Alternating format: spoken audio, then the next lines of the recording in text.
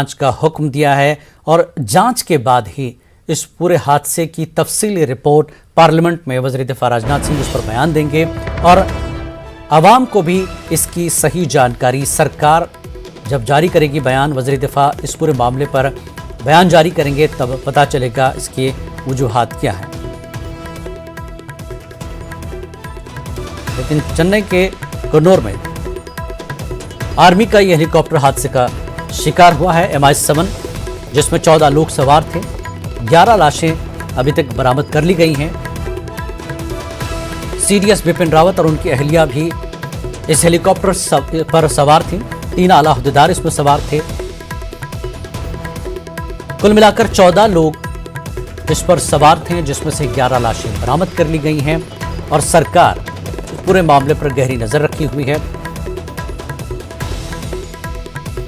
Army officers इस पूरे मामले पर वज़ीर दिफा राजनाथ सिंह को जानकारी दे रहे हैं और तहकीकात का हुक्म दिया गया है और पूरी तहकीकात के बाद कल सरकार इस पूरे मामले पर बयान जारी करेगी। पार्लियामेंट में इसको तफसील से बताया जाएगा।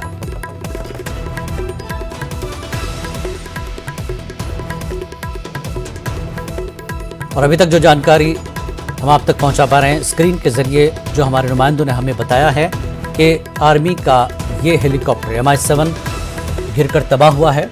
आग लगी है, हेलीकॉप्टर के टुकड़े बिखरे हुए हैं। घना जंगल है कन्नौर का, चेन्नई के कन्नौर में ये जंगल है जहां ये हादसा पेश आया है। 14 लोग इस पर सवार थे जिसमें 11 लाशें अभी तक बरामद कर ली गई हैं और आर्मी के ऑफिशियल्स इस पूरे मामले पर राजनाथ सिंह को अपडेट करवा रहे हैं, तफसीलात दे रहे हैं और सरकारी बयान का सभी इंतजार कर रहे हैं। तो इस पूरे अपडेट के बाद राजनाथ सिंह कल बयान दे सकते हैं। पार्लियामेंट में इस पूरे मामले पर कल राजनाथ सिंह बयान दे सकते हैं। फिलहाल अभी तहकीकात जारी है। इस हादसे की इब्तिदाई रिपोर्ट जो है वज़ीर दिफा राजनाथ सिंह को दी जा रही है आर्मी ऑफिशियल्स की तरफ से और पूरी जानकारी जुटाने के बाद ही वज़ीर दिफा राजनाथ सिंह कल पार्लियामेंट में बयान दे सकते हैं। इस पूरी तफसीलात इस पर कल दे सकते हैं वज़ीर दिफा राजनाथ सिंह। आज कैबिनेट की मीटिंग हुई। कैबिनेट में इस हादसे को डिस्कस किया गया। इस पूरे मामले पर गहरी नज़र रखी गई है। PM मोदी और वज़ीर दिफा राजनाथ सिंह ने इस पर डिस्कस किया। कैबिनेट को सारी तफसीलात दी गई और पार्लियामेंट में कल बयान दे सकते हैं वज़ीर दिफा राजनाथ सिंह।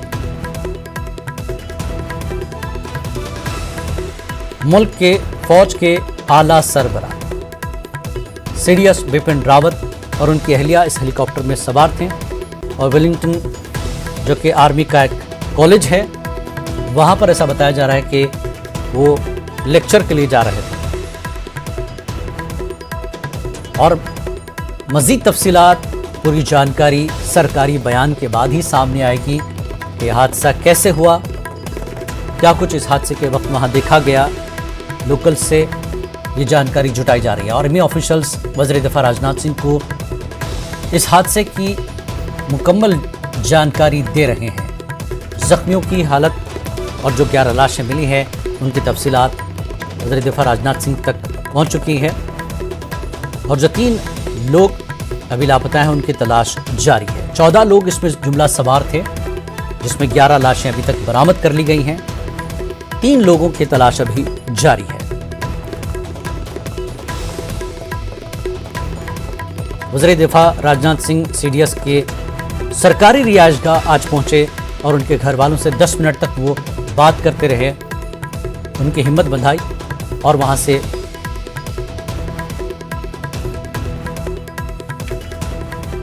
और इस वक्त हमारे नुमाइंदे शंकर आनंद हमारे साथ जुड़ चुके हैं राज तौर पर। शंकर, आपके पास अपडेट इस वक्त आप क्या दे रहे हैं न्यूज़ 18 के नाजरीन को? आप वहां पर CDS बिपिन रावत जी के मकान पर भी आप गए, क्या कुछ देखने को मिला?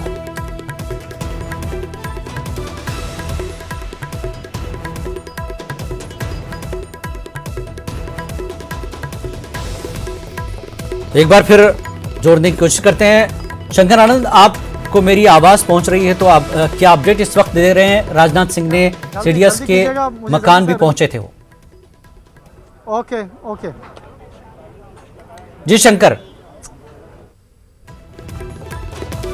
लगता है राब्ता फिर टूट गया है शंकर आनंद से हमारा। वो इस वक्त सीडीएस बिपिन रावत के सरकारी रिहाइशगाह के बाहर हैं।